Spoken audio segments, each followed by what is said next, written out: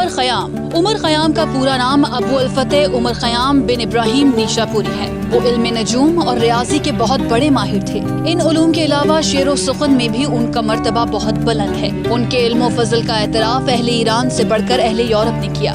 عمر خیام نیشاپور میں پیدا ہوا اور علوم و فنون کی تحصیل کے بعد ترکستان چلا گیا، جہاں فلسفے میں بو علی کا ہمسر اور مذہبی علوم میں امام فن ثابت ہوا۔ اس دور میں علم نجوم میں عمر خیام کو ملکہ حاصل تھا۔ بادشاہ وقت خاص تقریبات کی تاریخ مقرر کروانے کے لیے عمر خیام ہی کی طرف رجوع کرتا تھا۔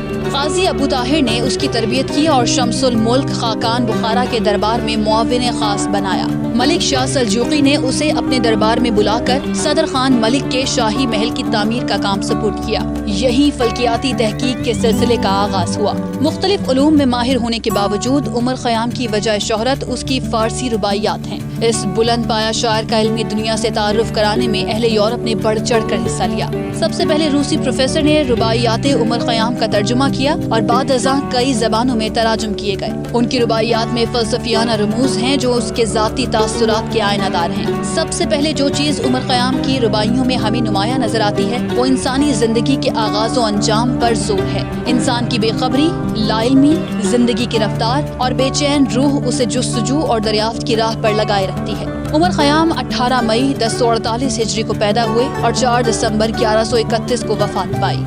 من بیمه ناب زیستن نتوانم، بی باده کشید بار تن نتوانم.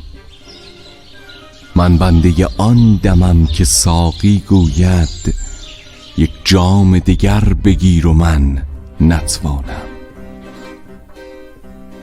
مینوش که عمر جاودان